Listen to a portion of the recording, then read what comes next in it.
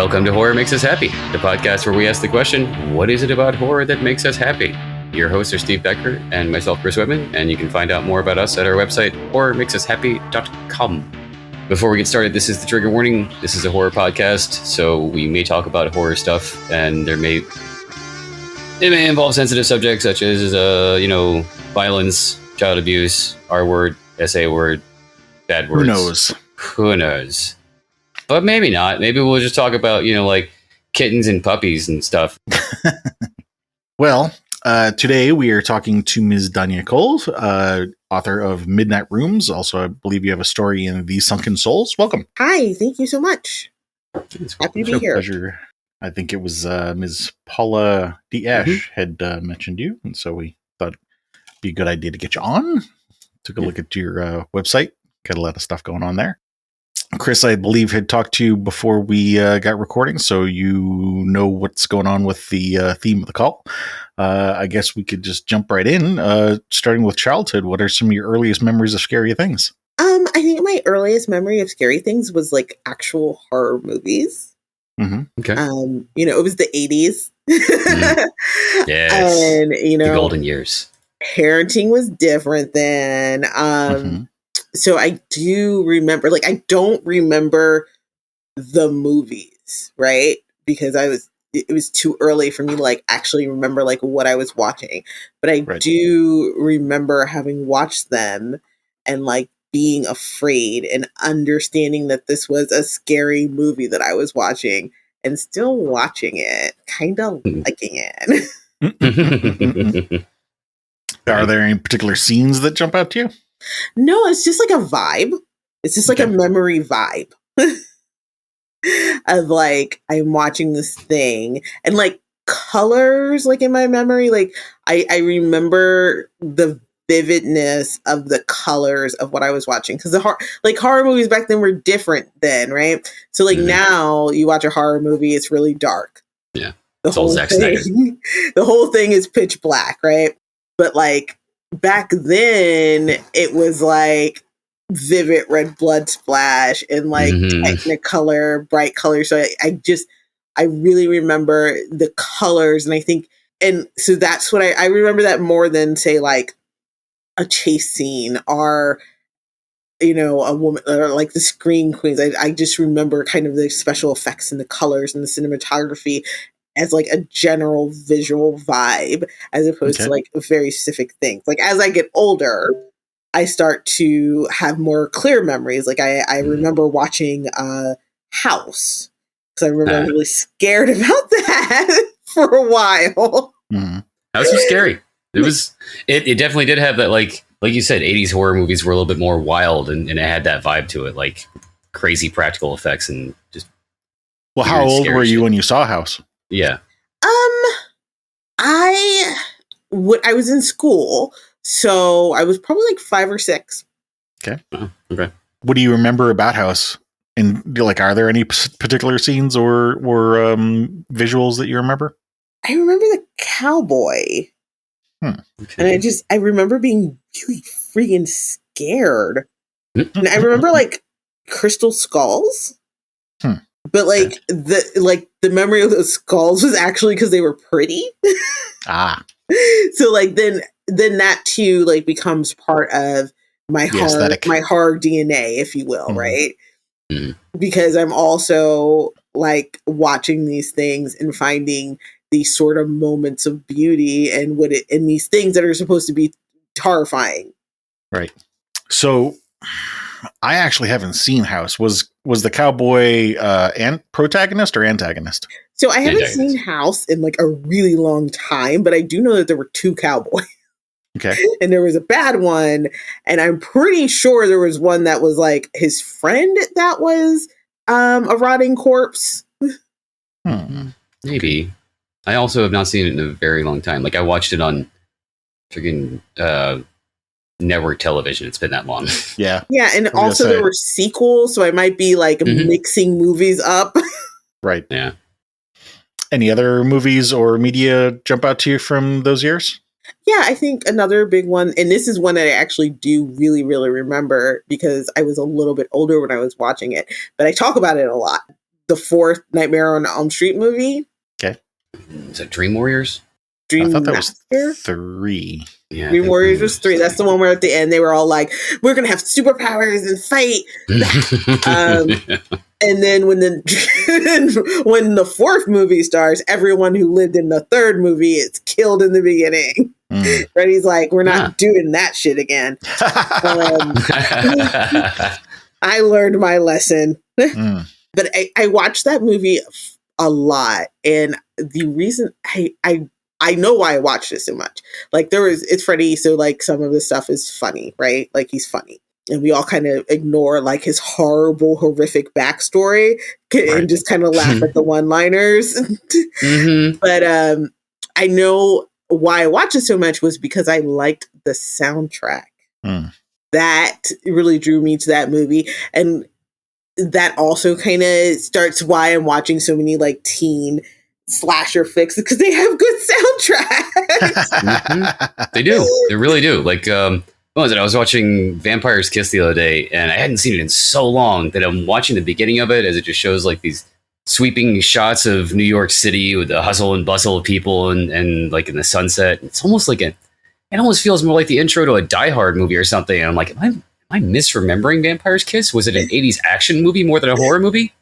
And then the soundtrack kicks in, and you've got that classic orchestral pianos and stinger violins. Like, nah, this is a horror movie. Yep.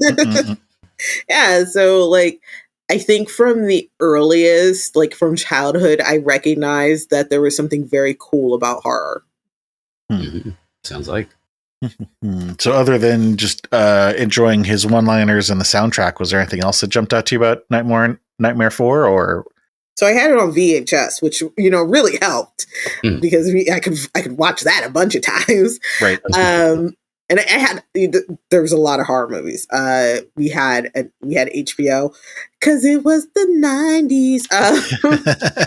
So we had HBO and like a VCR, and my stepdad like got real into recording stuff. Same here. You had the whole drawer full of VHS tapes with like the handwritten labels on them and stuff. Drawer. We had cabinets. Okay. Okay. So, I had like a lot of those kind of movies, but I liked Nightmare on Elm Street because of the soundtrack. And that's why I watched that one so much, as opposed to like I had Pumpkinhead and Sleepaway Camp and like all of these other movies. Also, the recording for Pumpkinhead cut off at some point. So it was not the whole movie. Like, Steve, no. And then the movie ended. So I don't know what happened to Steve, but I liked that. And then there was also like a sense of like community around like the Nightmare on Elm Street movies, because like during that time, like, yes, Freddy Krueger is a unrepentant pedophile who murders children. Yeah. And like, that's his backstory, but somehow he has become a like sanitized character that can appear in the mainstream media. Right. Which is, I was thinking about that as you were talking about that. And I think, it can't say it today, but like back in the 80s, you're saying things are a little different then. And I think it was just part of the fairy tale structure that, they didn't put too much thought into the backstory. It's just like, okay, he's an evil character. What kind of evil character is he? This, it, not how can I say this? Like, I think today, if you were to have an evil character, like you wouldn't want it to be the fan favorite. You would do whatever you could to make it actually evil. You know what I'm saying? And I think they tried that because they rebooted Freddy. And I don't know if you guys remember that. I do. You might have blocked it out. But they tried. I went and saw it. And like, it was a very different experience than like the original Freddy Krueger character, because the original Freddy Krueger character is really freaking funny. Like all of the time, he is constantly making like every kill is a joke. And when they rebooted him, they kind of like made him into this darker character that honestly made a lot more sense for the backstory that he had, but also wasn't nearly as fun. The movie itself was very forgettable. It wasn't the Freddy Krueger who had existed for, I think, what did he have, like 11 movies? Something like that, yeah. Yeah.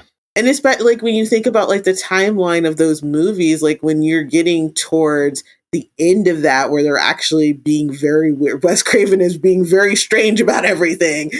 He's getting meta and going all in. Like Freddy Krueger remains the same. He is still a weirdo who is making jokes of every kill. Yeah. I think for somebody who didn't grow up with it, like they'd look back at it and go, this is, crazy, or it's poor writing or something like that. But, you just don't know what's going to happen or what's going to take off. And it wasn't necessarily a bad writing. It's just, you didn't know what was going to happen. And then the character took off and went its own direction. And he became the main, and I think that happened in a lot of those movies where our like slashers became our main characters, right? Yeah. Like, look at Hellraiser. Final girl, we love the final girl. Like, she's great, but like, that's not the person that we talk about in the franchise. We talk about Freddy Krueger and Jason and Mike Myers. And props to Robert Englund. I mean, like, if it was a different actor, it might have gone differently. Yeah, he's great. It was, and it did. Yeah. Rorschach. Well, like you said, we might not talk about that. So you also mentioned Sleepaway Camp. What jumped out to you about that one? Actually, at the time, like, I think I was too young to like really appreciate any part of it. Mm-hmm. It was definitely a movie that I watched and was like, okay, and like moved on. But I also didn't like, I didn't like the original like Friday the 13th movies either when I first watched them. So I just think that type of movie there was something in them that didn't grab me. Like, I think what I needed was that supernatural element. And like the things that I really like that really stood out to me and became things that I think about after the fact. Like now I'm like, oh yeah, Sleepaway Camp, because now it's like looking back like, oh, this is like pretty foundational, but like then it was more like, this isn't as exciting. I don't like this as much as I like my half a video of Pumpkinhead. Or any of these Freddy Krueger movies that I'm watching, or like, or any like Phantasm, or just all kinds of like all of these kind of horror movies that I'm watching. I don't like these much, especially the long line of B movies that I can't remember the name of. So you said the Pumpkinhead tape that got cut off was more important to you than Sleepaway Camp, but was there something in particular which I think is, but I also think that part of the reason why that remains in my memory is because the tape cut off. Right. Of course. Right. It's that unfinished meal. Yes. Yeah, like I think if I had actually seen the end of that, and I still haven't to this day, right? Like I still have never gone back. I've never watched Yeah, I miss much. Lance Henriksen goes to space and he comes back. Don't tell her. Don't ruin the magic. I'm clearly not. I was describing aliens. Jesus. Oh, let me cook. Sorry. So, but like, I think it's because there's this like, I don't know what happens at the end of that movie. Like anything could have happened at the end of that movie.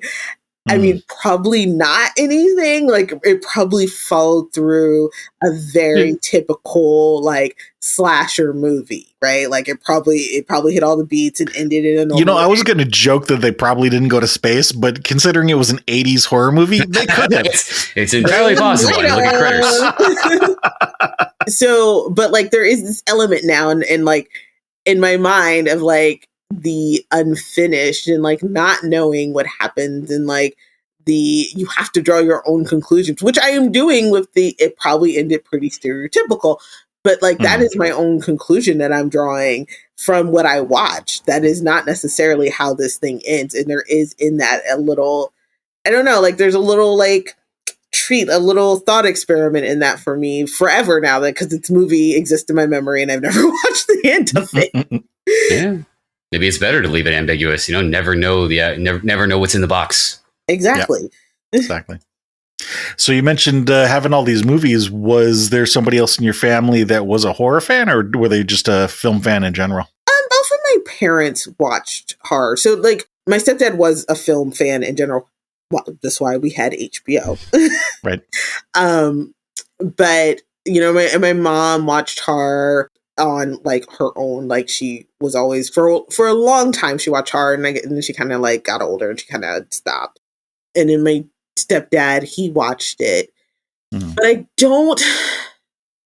Like, it's weird because both of them watched it, but, like, I don't necessarily have memories of, like, them, like, actively sharing that with me. You know how, like, sometimes you'll have people that come on and be like, oh, yeah, I watched my first horror movies with my parents. My dad took me to it's like, but that's not what that was. It was kind of like, it was there and my curiosity took me there. Yeah. So normally there's a question that we ask about, because there are some guests who report a dividing line where before the dividing line, horror was scary to them. And then after that dividing line, there was something enjoyable. But for you, it was all joy, it seemed. But there were also some things that seemed to have scared you. Yeah, it sounds like a bit of both. So for me, there's no line. Mm-hmm. It is both joy and terror. It is all together. It is all one. Like the part of my brain that activates is all mixed because I'm very definitely enjoying myself while I am bearing witness to these things, right? And I read horror too. Like I obviously, right? I devour these things. So, and I'm terrified and I'm scared of the dark and I get scared really easily, right? Like I'm one of those, like, I heard a strange noise and now I am up and I am like scared shitless in my bedroom over something I'm pretty sure was just the cat. Like, and I live like that. But like, there's also just an immense amount of joy in that terror for me, and like experiencing is thrilling, and like also in finding these like moments, like I said earlier, of these strange like moments of beauty and these like very like terrible things. Like if I'm watching a movie, then I may be in love with the props or cinematography or something, and if I'm reading a book, then maybe it's just written so beautifully that I cannot stop. So for me, it is all one thing. Did you have any really scary dreams or reoccurring nightmares when you were a kid? I did have nightmares when I was a kid. I did have one reoccurring nightmare, and it's very strange. And I remember it because I kept having it. I had this nightmare. So it's a dark fantasy horror kind of thing.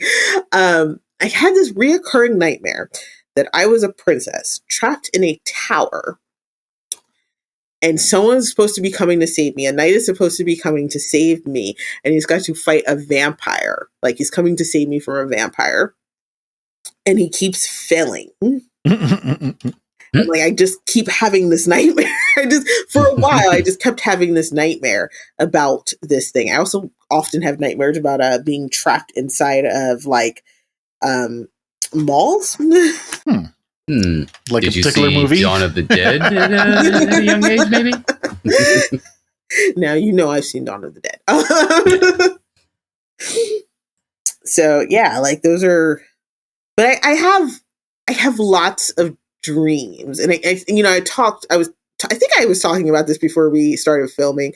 But I do have lots of dreams and I write them down. I keep notes on them, and those dreams sometimes make it into stories and books and different things that I'm working on. Yeah, I've had some interesting ones over the years as well, and I've tried to write them down, but sometimes they have escaped me before I can get to it. Yeah, you got to get it right when it's fresh. Yeah. Was there ever a time in your childhood when you were terrified of something in real life? Was I ever scared of anything? Anything that wasn't normal? Like, I'm afraid of the dark. No, you know what? I was absolutely terrified of my grandmother's backyard at night. Okay. Which is so specific. So I wrote a short story that was heavily inspired by it. It's called Lights. It was in an anthology called Paranormal Activity, I think. Okay. By Cemetery Gates Media is the publisher.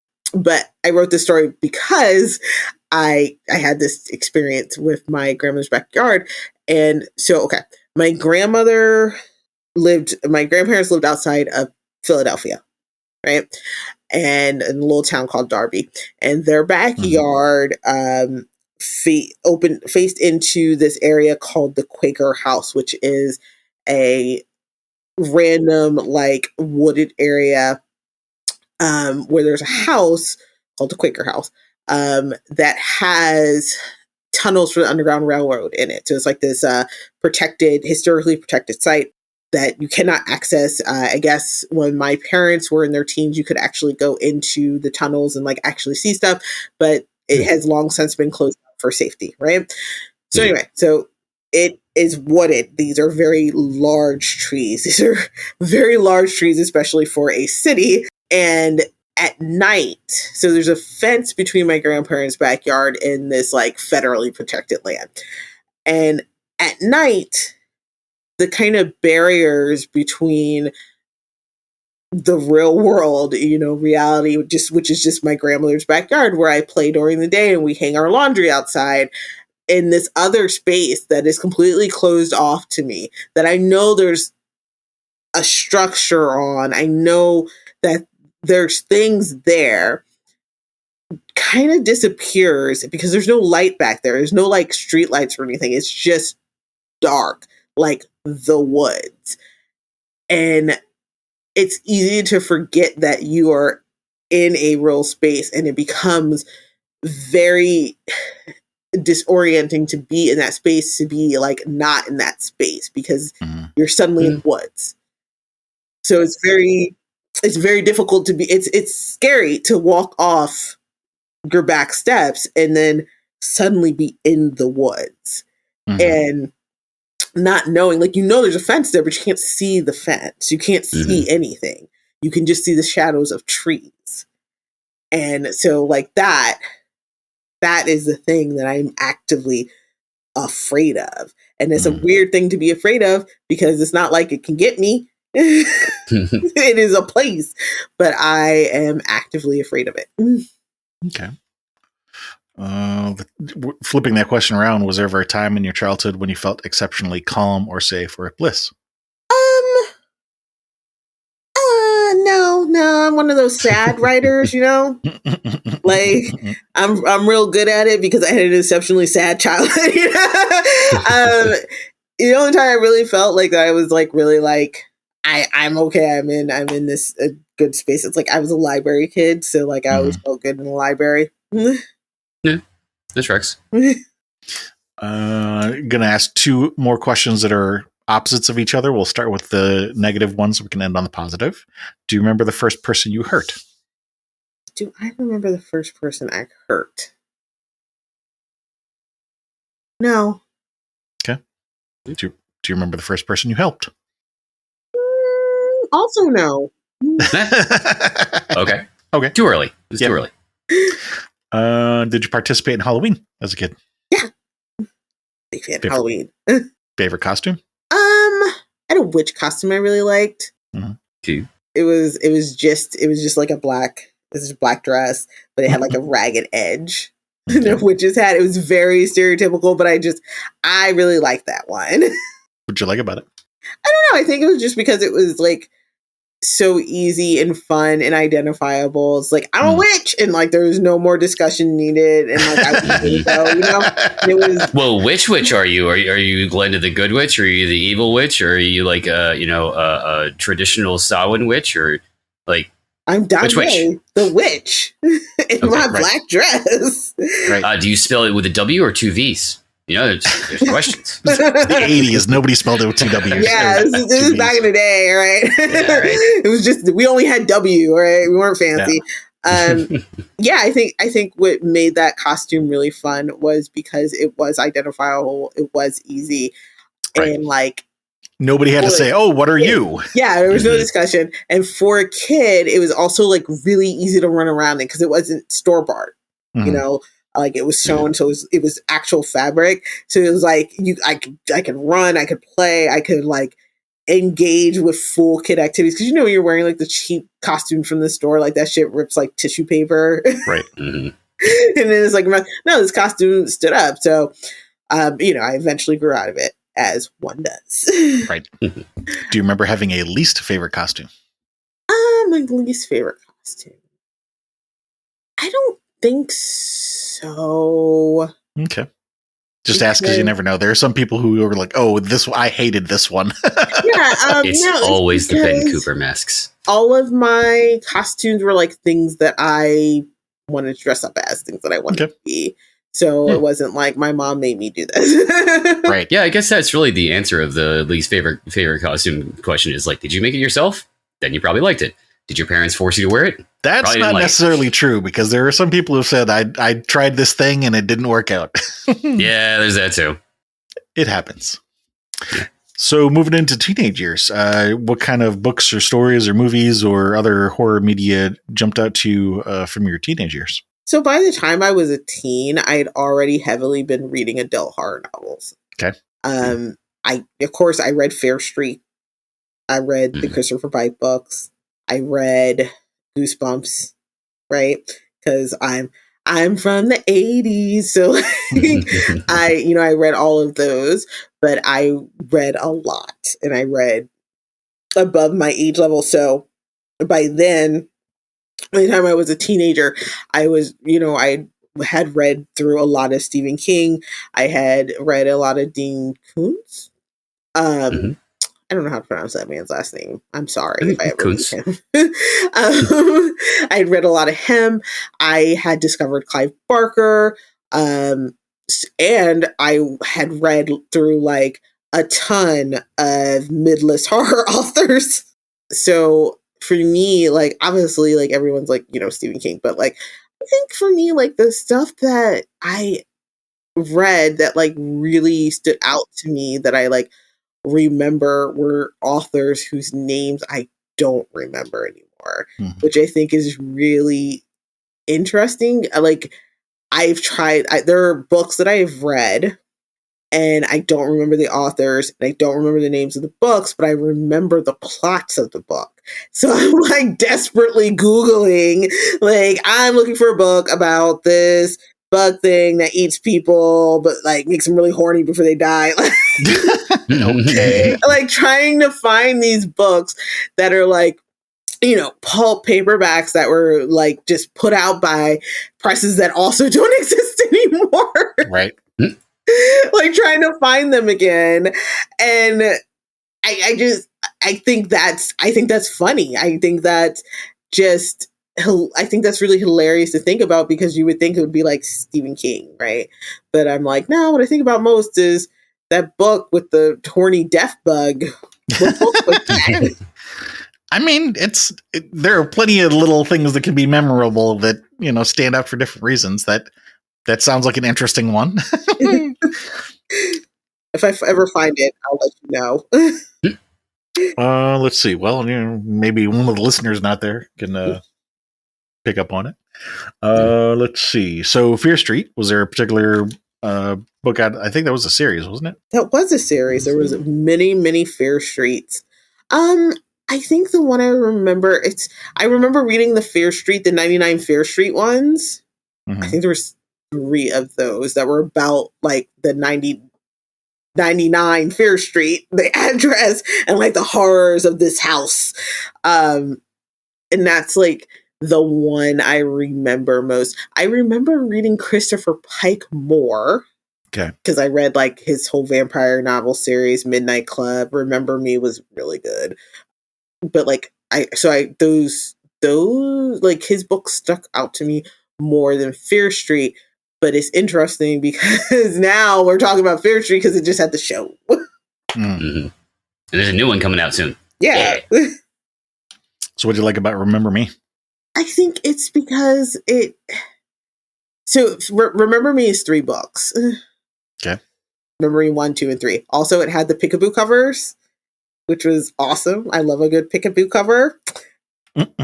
And so I think I liked it. So this is like I'm getting older now, and like I remember that book had like a legitimately queer character, which was really unusual, and like everything that I'm reading, right? Because I'm reading adult novels too, and like the only time you see anyone who's queer is in Clive Barker's novels. Right. Like that's it, nobody else.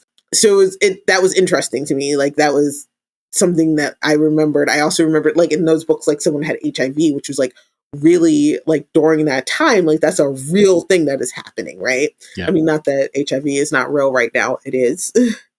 But like during that time, like this is when the AIDS crisis is happening. And I don't know as much about that time as I do now that I'm older.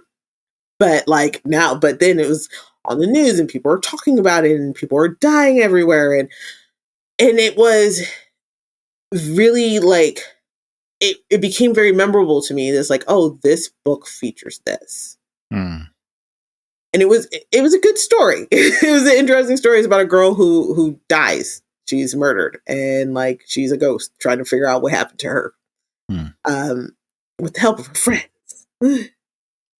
She does not come back at the end. She remains dead. Which is why you have to remember her because she's dead. Right. Okay. Was there a particular Goosebumps novel that stood out to you?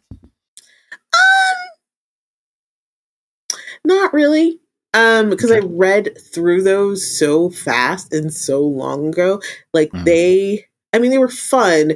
To me, they were really like popcorn because also I'm reading Goosebumps primarily because that is what people in my age group at that time were reading. Right? Yeah. So I'm reading these books because everyone is reading these books. It's like it's just what everyone is doing. So I'm doing this to be cool. But I'm also at the same time reading adult novels. So I'm like reading Goosebump novels, but I'm also reading it. So like there's no real memory of like reading these Goosebump novels because I was reading them in like an afternoon. Right. Was it your favorite King novel? No. No? The Gunslinger is my favorite King novel. Actually, the Gunslinger series is my favorite King situation. Okay. I prefer Wizard and Glass because I really like the artwork and I like the overall story that he was telling there, which is not really a horror story at all. It's like a fantasy romance. But I really like the art in all of those books. Art was amazing. But The Gunslinger is probably like my favorite King novel. My favorite King like actual horror novel though.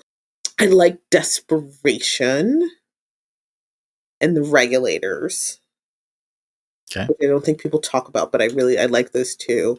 I mean, it's fine. I like Pet Sematary. That really creeps me out. Like Pet Sematary kind of scares me a little bit. I like Carrie because I think how it's written is very interesting. Tommy Knockers I liked. So like I don't know. I will just keep naming King novels actually. Exactly. Yeah, that's yeah. Let's go back to Gunslinger. What'd you like about Gunslinger? I liked Roland. Okay. So it's The Gunslinger, right? It's like it's a cowboy. It's a cowboy novel, right? It's a Western on fucking crack, right? Have you read The Gunslinger? I have not. Okay. Neither have I. The Gunslinger is not a long book, right? It's like, what, like 200 pages or something? Okay. Yeah, it's short. I was going to say, for King, definitely. Yeah, right? Where it's like The Gunslinger versus The Stand, right? Right. Like 200,000 pages. Yes. Yeah. So The Gunslinger is about Roland, who is a gunslinger, and is about his quest to defeat the Man in Black. The Man in Black is Randall Flagg from The Stand. just in case anybody's wondering about that. Mhm. This is what's happening. So he's on this quest, and he's having a very Western time in this like post-apocalyptic world that he's in. But I really liked the poetry and the sparseness of the language and the kind of clear personality, like through line that Roland has. He is obsessed with his quest. Mhm. He is obsessed with his plan to like deal with this man who has disrespected his father and mother and like brought shame to like his way of life and his understanding of the world. And like that's really what it is. It's like, you know, it sounds like I have to get revenge for my family, but really what it is like this person ruined what he thought the world was, and he is having a very hard time dealing with that.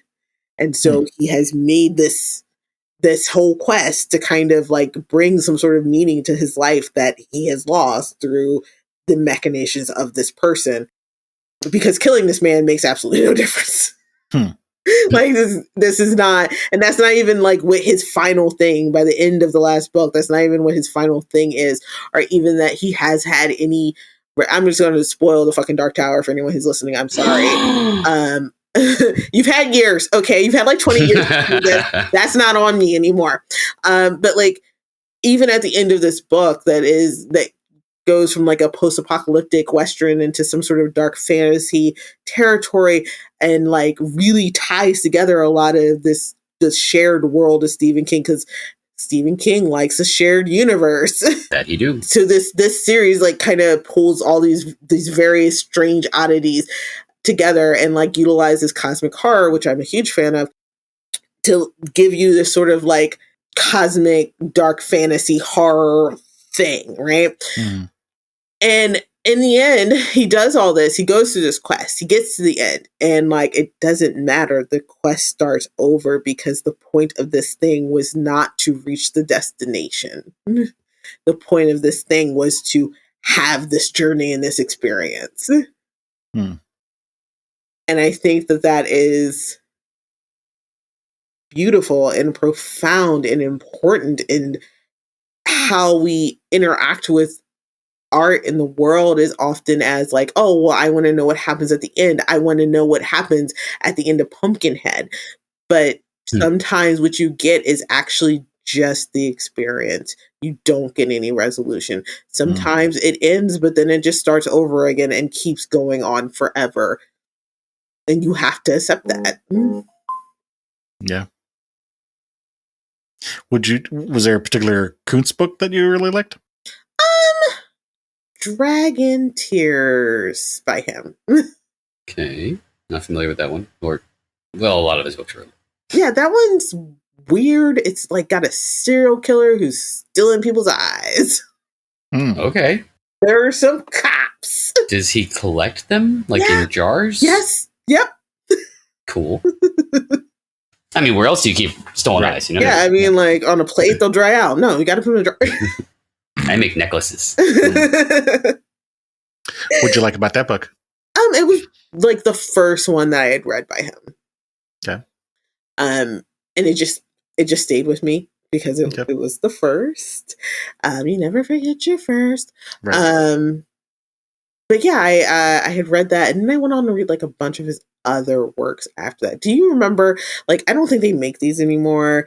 But do you remember back in the 90s how they used to bundle like 3 books by right. you know what I'm talking about, the 3 book bundles. Yeah. It was like in one big volume. So I started to get those because he had a few of those. So I started to get those. So I I read like Watchers, and like I read a bunch of his books back in the day, but that's the one that sticks out. Dragon Tears or Watchers? Dragon Tears. Okay. I think Watchers. I remember Watchers mostly because didn't they make a movie of that one? Or no, Phantoms they made the movie of. What was the movie? I think it was Phantoms. It's like something with Sewer. Yeah, the one with Ben Affleck and Liev Schreiber. I think so. It's been a while since I saw that one, but like I do remember they made a movie of that one. Mm-hmm. Did you participate in Halloween as a teenager? Not really, because Yeah, not uncommon. we moved overseas. Oh, okay. Where to? We moved to Italy. Oh, wow. Okay. Yep. So I moved to Italy. So my parents were in the military. There's no base housing. Right. So we're like just living on the Italian countryside, and like the Italians don't trick or treat. So, right. I mean, maybe they do now, but they did not then. So there was no trick or treating for the time that we lived there. And then when we moved to, so I was still like, when we moved there, I was still, kind of like in like a preteen, right? Mm-hmm. And then by the time, so I entered into my teenhood there, and when we moved again, we did have base housing, but I was older, right? I'm a teenager at that point. And then I just don't go trick or treating, right? Yeah. It's not a thing that I do. And then we move again, and I moved to Thailand at that point. Oh wow! And again, we're like living. There's no base housing. We're living on the economy. I'm going to school. I'm going to the international school, Bangkok. Like I'm in this country, and they also don't trick or treat. They're not Halloween celebrators there. Right. So yeah, at just that not a thing. Yeah. Let's see. Any recurring dreams as a teen? No. Okay. Anything actually terrify you in real life as a teen? No. I think it's just because of like the locations I was in. Like as a teen, I was like on base housing. Like there's nothing. Right. There's nothing there to be scary. Right. It's a very manufactured space. Yeah. So like if you are scared, it's like we're real close to where America's going to be bombing people. Yeah. like we might be evacuated. So like those kind of fears, but those are like real life fears. And then, when I moved to Thailand, that is also a different kind of place. And there's like nothing to be scared of like that. Right? Like there's not anything like, there's just nothing to be scared of like that. It's a good thing. It's just. No, it's a good thing. So was there ever a time in your teens when you were exceptionally calm or safe or bliss? I was like really enjoying my life in Thailand. It's very beautiful place. There was this day. I think about it as the good day. I don't know why, but it was just like my outfit was really good that day. The weather was perfect. They had my favorite meal for lunch. It was just, and like that is the day that I was like, yes, that is the good day. That is the perfect day. It was lovely. Can't help but think of an Ice Cube song. Yeah, that's right. It was like that. Everything falls in line. No need for the AK today. Yes. That's right. That's how I felt. I was walking around high school. No, that's a bad joke. All right. Well, moving into adult years then. What stuff has jumped out to you as memorable in your adult years? So it's really weird because when I entered into my adult years, I kind of stopped doing horror for a little bit. Mm-hmm. Not completely unusual. Just like I wasn't watching as many scary movies. I wasn't reading a lot of horror novels. I think the only horror novel I read that was like really memorable, like obviously, I read like when the new Stephen King dropped, right? But like the novel like that I really remember reading was I read House of Leaves. Yep. But like I read that 1 year ago, right? Like now everybody's reading it because they're like, oh my God, liminal spaces. But I was into that shit in like 2007, right? Yep. So I read that, and like I remember reading that because first and foremost, at the time that I read it, like no one else had fucking read that book, right? It was one of those books that like if you read it because you read horror, right? Mm-hmm. It was a horror reader. And I remember that book scaring me a lot.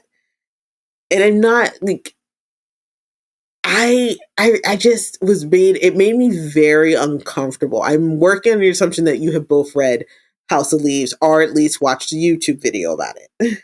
I know of it. I haven't read the book itself, but I'm familiar with some of the stuff that happens in it. Yeah. I do not know of it. it is, I don't know, like something about just that space of like having, and you know what? I guess it kind of does make sense now that I'm thinking about it, right? Like now I'm having this like conversation with y'all, considering like one of my biggest fears in childhood was this backyard that became a forest at night, right? Mm. That became a space that I could not judge the distance and depth of anymore, that the familiar became grossly unfamiliar to me. It makes sense that a book in which you find spaces of blackness that go on forever would be, or let you find these things in your house would be very scary to me. Yeah. Yeah. For Chris's benefit, it's kind of like Doctor Who's TARDIS. It was, bigger on the inside kind of thing. Uh-huh. But also continues growing. There's more to it than that, but yeah, that's it's the main point. Yeah. I think the scene that got me in that book was, and also the book, by the way, is written as like a series of footnotes, and the pages are crazy, and like the book itself, the way it's printed, the words start going in weird ways. Like the book itself is this other kind of puzzle that you're engaging in. Right. But the scene that I remember, I think that really like made me catch my breath, is they're talking about the history of this house. So there's all of this documentation of people who have found this space. So like they're dealing with it as a house, but there was something there before it was a house. It has always been there, because what they found, and like one of these like mini footnotes or notes are whatever's in this book, they talk about how one of the earliest explorers, when they found that land, they found steps that led downwards before there was anything else there. So whatever is there was there first. Mm-hmm. And like that concept like made me catch my breath and like stayed with me. This idea that there's something there and it is there despite you. And it's been there for a long time, much longer than you've been alive. Yeah. Like my grandma. Why would you build a house over that? Right? Like I would definitely, I'd be like, no, you know what? Let's just maybe another mile up and then we'll see. Yeah. Just roll a big rock over this. We're just, let's never speak of this again. Yeah. We don't talk about Bruno. Yeah. Other than House of Leaves, anything else jump out to you as memorable or impact? Yeah, I think I did figure out what my favorite King book was while we were having this talk. What was that? And I think it might be Duma Key. That one does not ring a bell. Don't think that is one of his more it's one of the books that he wrote, well, at least published. Let's not say wrote. We don't know when he wrote these things. But it's one of the books he had published in the 2000s. It's about a man. I think he gets in an accident. He's an older man. But he starts to paint. He starts to paint, and he's painting this painting. He's driven to paint this thing, and as he's painting this, he's kind of summoning this like ancient goddess. And that's not going to be good when she becomes fully realized. But I think that might be my favorite one. What? And I think it's just because I am a person who just started painting one day. So I'm like, yes, kinship. Yes, I get it. Right. But like, I read that one as an adult. And that did, stick out to some extent in my memory. And I think it's just because I had that connection just as a person who decided I'm going to be an artist, I guess. Okay. So identification. It's always good. Let's see. Anything terrifying happen in real life as an adult? As an adult? Mm-hmm. Well, we all lived through the pandemic. Right. No. Okay. I think my life's been pretty boring. Boring is good. Yeah, like I was saying earlier about interesting times, boring times are nice. Yeah. Has there ever been a time in your life when you've been adult life when you've been exceptionally calm or safe or at bliss? Yeah. Right now, I'm actually having that kind of experience. Good. Talking about horror. Yeah. But It's like fun. I'm in a space that I'm very common, really at peace. I feel well protected and safe, and yeah. Good. Not just for this conversation, but in general. Yeah. It's not just you guys. Right. Yeah, having successfully, completed the move and getting into a new space it's an exciting time of your life. Yeah, exactly. So we're going to ask these pair of questions again that we asked during childhood. And again, we're going to pair them up starting with the negative so we can end on the positive. Do you remember the last person you hurt? I do, actually. Remember the last person I hurt. I will not be sharing the details of that because it is very fresh. Okay. They can be upset about it. That's between them and their therapist. Everybody's feelings are valid. But like also my feelings around it were also valid. So yes, everyone, including your feelings, are valid. Yes. Exactly. So. Do you remember the last person you helped? Who was the last person I helped? I probably did help my friend Kat. Yeah. Okay. Not getting into that either. Okay. Let's see. Do you? What movie would you say you've watched more times than any other? The Last Unicorn. Nice. Okay. It's a good one. It's my favorite. I love that movie. I like the drunken skeleton. I love the drunken skeleton. There's no riddle. You just walk right through. I have like the whole movie memorized. We put it on for my kids like recently, and they didn't know this. They were like, "Oh, we know mommy likes this movie," so they put it on, and my oldest was like, "Oh my god!" She is, like, I know all the songs. I know all the lines. Like, I watched it so much. You just look at her right across the room, like, "What?" I grew up in the 80s. I was like, "I'm having a good time." I don't know. Is there anything in particular? This is going to be a difficult question to answer, maybe, but is there something in particular you love about that movie? All of it? Dope. Okay, which is like it's amazing. So it's probably like one of the earliest animes that I'd ever seen. I mean, I also do really just like unicorns, right? Because I'm a girl. I'm a girl.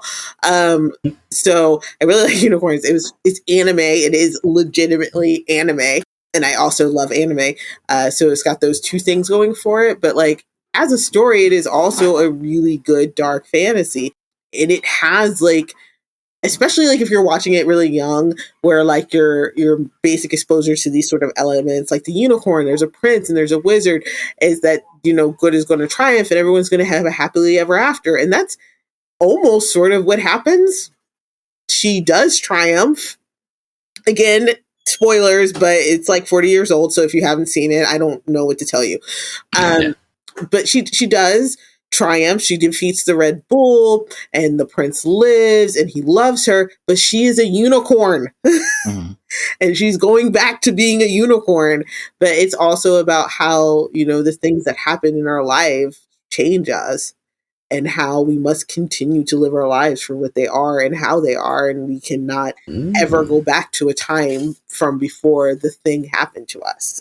That's a really nice way of looking at it. So if that's the one you've seen most often, would that also be your favorite movie, or would you say something else is your favorite? No, that's my favorite movie. Okay. That one. All right. Excellent choice.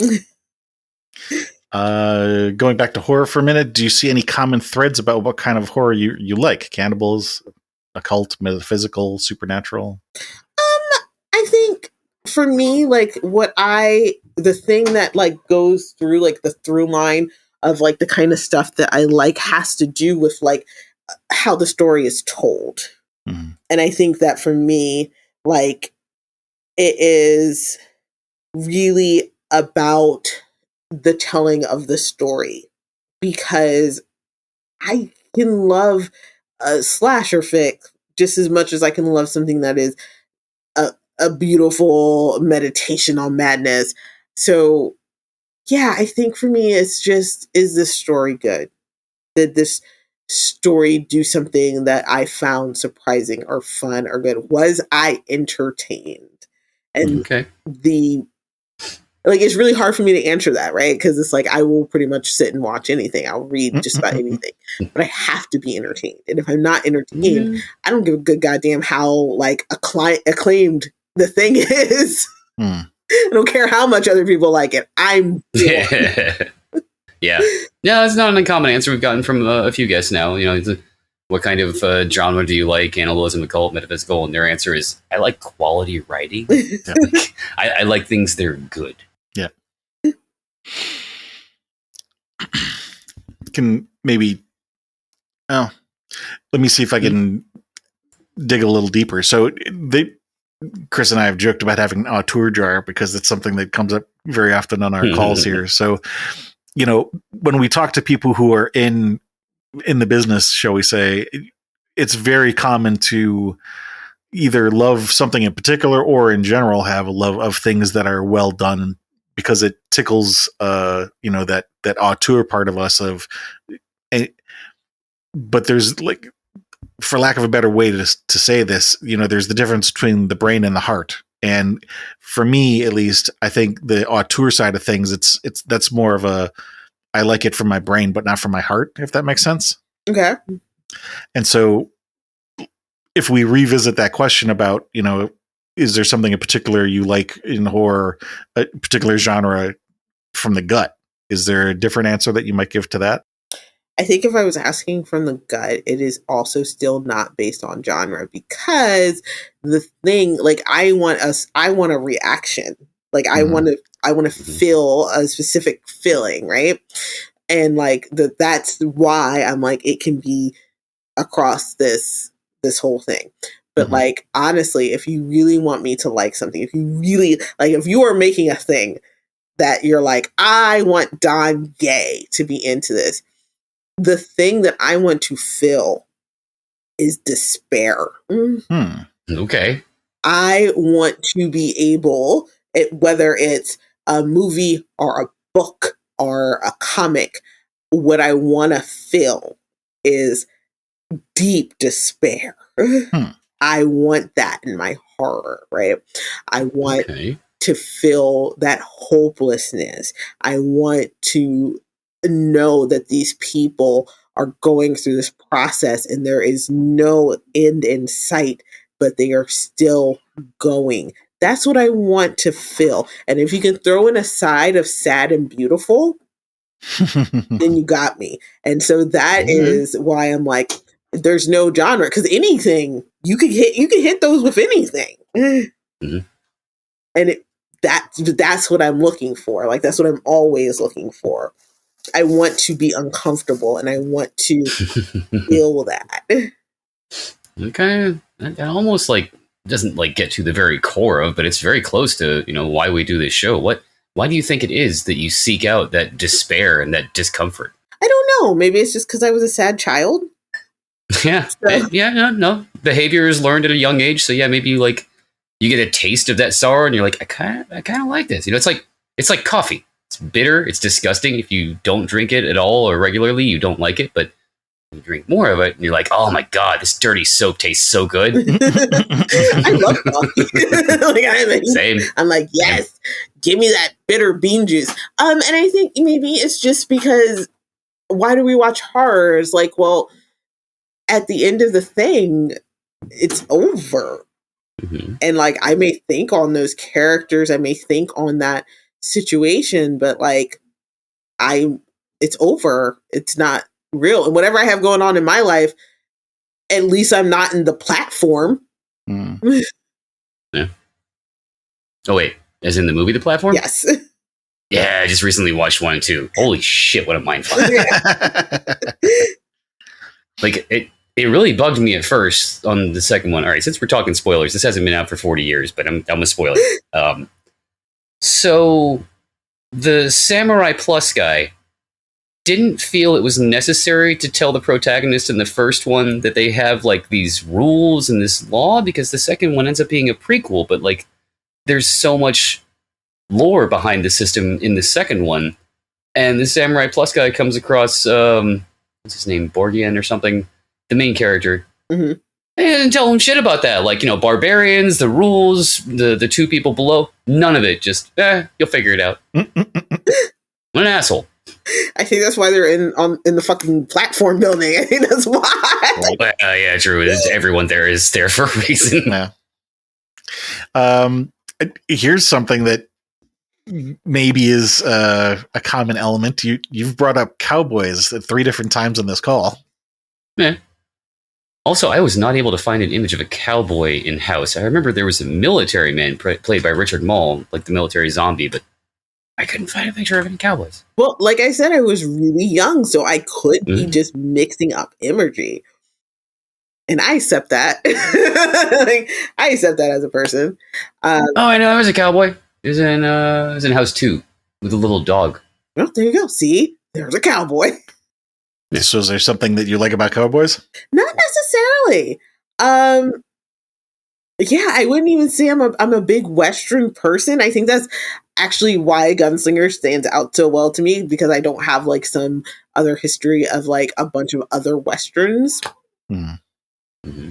I find them to be interesting as like lore, in the sense of like how we think about like the American West, which is greatly fictionalized. But yeah, I don't know. It is really interesting that I talked about them like 3 times. Because I'm not. It's subconscious. Yeah. Girly, but like maybe I can be one. Maybe I should get into horses. I don't know. Maybe. I do love a good hobby. Like. So this will be the point where like we try to like point out common themes that maybe keep cropping up, and then maybe spend a little time talking about how those common themes might intersect with the horror genre as a whole. And I've been trying to, with my notes, kind of compile them in a way that makes sense, see how they fit together. And it's interesting because what you said here towards the end about wanting to feel this deep sense of despair, hopelessness with a touch of beauty, I think it kind of sums up a number of things that we talked about earlier in the call that I would maybe summarize in the word desire. Maybe an early element of that is, talking about the Pumpkinhead tape that was cut off and having this unknown ending. It plays out in a number of different ways. I mean, there's the bug that eats people but makes them horny before they die. But also, dark fantasy has been brought up a number of times. And vibes, talking about different soundtracks and things that are stories about how we interact with art, not having a resolution, but feeling an experience. And to me, that also ties in with desire. And it's not necessarily, a good or a bad thing, because, it's identifying with what is real life, and real life does have both despair and hopelessness, but also a touch of beauty. And so, you mentioned identifying with the character in Doomickey that, takes up painting, but I feel like maybe this more general, sense of despair and this touch of beauty also is identification in a way. Maybe also the liminal spaces of, your grandmother's backyard and the forest and House of Leaves, also connecting with that, again, the best word I can come up with is desire. There's a space, if you will, that is unknown, and a desire to, if not explore, then at least have the experience of being on that precipice, for lack of a better way to say. Yeah, like I think that's fair. I think that's true to my own work, right? Mm-hmm. And like how, and like the stuff that I seek out, I do talk a lot about desire, right? Like if you're following me on like Twitter or something, I talk about desire, and I talk about it because so I have this thing, this is all going to connect. Okay. Just bear with me here. I talk about romance. So my book was a gothic horror, which is Gothic is kind of, can go either way. It can go horror, can go romance. A bunch of my friends are romance authors. So I talk about that because people really look down on the romance genre. And I'm like, no, like horror and romance are like really, really close. Yeah. And, I mean, look at Clive Barker's works. Yeah. Like they intertwine because of this desire, this desire that exists, this through line of desire that is between these two things. And I talked about that too with my own like history of like how I have that terror and that joy is a mixed feeling within me. So I would say that like desire, even though like mine is pinned to that despair, like that is what I'm looking for. That it is still a form of desire. And I think that desire comes from, I think the idea of like looking for that despair and how that manifests as desire is really about just, if you're in that despair, either there will be relief because it ends in the story. Either the good guys triumph, they make it out to the end and everybody lives, or some people live, or one person lives, or everyone dies and it ends. And either way, it is over. So there is like this relief in that. And I think that is what I am always looking for, and like it just enjoying the anticipation of that, and why that Pumpkinhead DVD or CD or not having an end is like, that's that anticipation, because I know that there's going to be an ending. And I desire that. I desire to experience that. Make me feel something. There was an interview that I saw a long time ago. It was, what was his name? Bill Moyers, I think, from PBS 60 Minutes, interviewing author named Robert Bly. And he said something that really struck me at the time. I think I was in my 20s when I saw this, and it has stayed with me ever since. He said, maybe not in the words that I'm going to use, I'm going to say more statistically speaking, what he said, what you desire, you will never get it. Most people in the world, billions of people on this planet, almost none of us will ever get what we truly most desire. And the proper response to that is grief, not blame, grief. And that really hit me for two reasons. Number one, because I think it's a truth that a lot of people don't ever want to really look at. And number two, I thought it was very important what he said following that of, the proper response to that is grief, not blame, but grief. Because sure, you can blame other people. You can also blame yourself. But there is no, the blame game is not a healthy place to be. Grief, at least, you can have the blame game as part of your grief process, but learning how to process grief in general is a very important part of life, which some people unfortunately never learn. But if you can go through that and learn how to deal with it, it can help you become a much healthier person as you've gone through that process. And so I wonder if maybe that ties in with this desire for that, the despair and the touch of beauty and the journey of the exploration of the experience. Does that tie in with how you feel? Maybe, because I think it's like there is a sort of drive to get like those big emotions, like from what I'm experiencing. So yeah, I could see that. Okay. Doesn't sound like it strongly resonates, but maybe a little something. But I did like it in general. Like as a concept, like I really like that. I have to sit with it, but no, like as a concept, I really like that. I mean, I think there's a lot of truth in it because, like, yeah, most people will not get what they truly desire. Well, I think there's 2 points to that. I think that one, most people don't know what they really want. Right. Yeah. I think most people don't spend a lot of time like actually thinking about like, what is it you really want? They have like large concepts that are based on kind of a cultural understanding of what you should want, right? So Right. we talk to most people, they'll be like, oh, I want money, right? I want money. Like that's, but like, do you really want money, or do you just like not want to struggle in life? Like, Or they're so Yes. focused on the steps that they want to take that they think will get them to the real desire that they don't even think about the actual desire. They're so focused on the steps, if that makes sense. yeah, like I want the money because I want this other thing, but I'm so focused on the money that I don't you even. lose track of the thing that you really want. Yeah. Or like people, like a lot of people are like, I want to be famous, but like what you really want is just security, right? Like I feel like a lot of people's desires Or for love. love are like attention.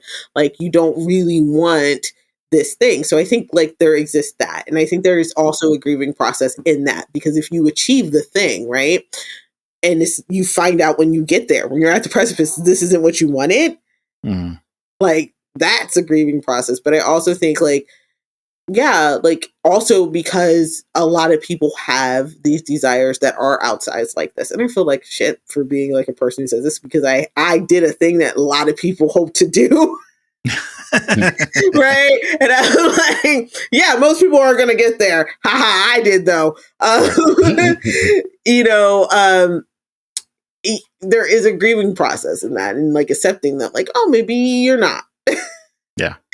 Well, and so a second ago, we talked about, maybe wanting to be famous because you want to be loved. And depending on the person, the situation, you might even be able to go deeper than that and specifically say, maybe I wanted to be loved by a particular person, but that person, there are a lot of people in the world who really deeply desire to be loved by a particular person who is never going to love them.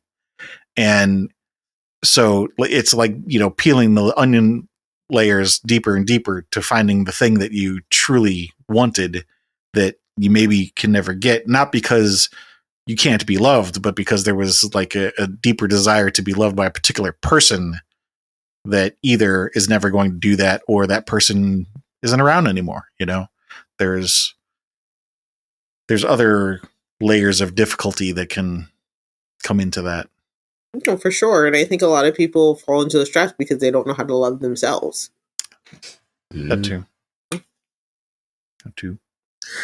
So narrowing in on these topics, why horror? Why horror? That's really funny because I thought I was going to be a romance author first. I definitely thought that was going to be... Oh, sorry. The cat I don't know if you heard that. The cat is wilding right now. He is Cats do cat things. And Yes. he just like knocked over a bunch of stuff. Yep. And you're going to hear him meowing. I'm sorry. Speaking of wanting to be loved. Yeah, Exactly. right. Oliver is here. He is ready for love, guys. I'm sorry. What was the question? The cat. Why horror? Okay. Yes. Why horror? So I thought I was going to be a romance author first. But I was writing and I was like, maybe not. I don't know. Like I'm sorry. He's so vocal. Oliver. Oh my God. I'm doing something right now. It's okay. I can totally relate. My cat is the same way. If you stop petting him for 0.5 seconds, you get the meows. Yes. And I'm petting him and he's meowing. Like I'm doing what you want. I want all of the attention. All of it. Yes. He's just over here. So I will just have to try and talk. Like we'll just pretend like it's not happening. So I should bring my cat in the room. No. So I really thought I was going to write in a different genre first. I didn't think that I had what it took to write horror because I don't think that I'm particularly scary, right? But then I just kind of like, because I've been reading it forever. Like I've been reading and watching it forever. I don't know exactly why I picked up the first horror stuff that I did, but I did, and I kept going. I also used to read a lot of science fiction and fantasy, and I still do. Like not used to. I read a lot. But I don't know, something about the horror genre, I just lean towards it and like understanding, and it feels like I can communicate the ideals through the metaphor of horror better. If we're talking about why I write horror, why I read horror is like, I just like to be fucked up. No, I can totally understand that. Not, I like to be fucked up as in like, get fucked up in a way, but be fucked up as in like be shook, be rattled. And yeah, like in a creative mindset, you do things like that. Like it's almost like an instinct that you consume some form of creativity, be it a book or a movie or art or anything, and you almost want to try and recreate that yourself. It's like a subconscious, unspoken challenge. Like, can you do it too? Yes. Yeah, I can. Exactly. Oh my God, Oliver agrees. So, do you think that you're not able to explore to the same depth in other genres, or have you tried? I can. I don't think there's anything stopping me. I just think that my early stories were just happened to be horror stories, because I have written in other genres. I've got 2 science fiction stories out. Nice. Sorry, 3. Are you apologizing to us for the third book that you forgot? The third one I forgot, yeah. So, I write in these other genres. I've written fantasy stuff. So I think that I can. So it's not really, I've certainly done it. And so it's not that, it's just, I like a monster, I guess. I like a little monster in my story. Okay. Well, I think we got a pretty good summary of the stuff that you get out of horror, or other genres too, for that matter. You know what? Did we? I can't remember if we gave you a spot to talk about what you were going to be working on next at the start of the call. Did we do that? Oh, we didn't. Want to do it right now? Let me. We were going to do it now either way, but it just occurred to me that I hadn't asked you that question. We just jumped straight into the interview. I'm sorry. No, it's okay. So, what are you going to be working on next? So I've got a couple books out on sub. There's another gothic horror is out on sub, and a contemporary. So, fingers crossed that one of them get picked up. I'm trying to work on something, a YA something. So I've got a couple of different things going on. Okay. Well, we'll get together with you offline to get your bio and a couple pictures that we can use in promotional stuff, and we'll also link to whatever your personal website or social media that you'd like us to do. So anybody who is interested in following you can just go to our website and go to the episodes page and find you there. Before we go, was there anything else that you thought of maybe earlier in the call that you didn't get a chance to say? No, this was really fun, and I think I said everything that I was going to say and had a good time. Okay. Well, thank you for your time. And thank you to anybody else out there. If you like what we're doing, come check us out on horrormakesushappy.com. Do the liking and subscribing and telling a friend. Me.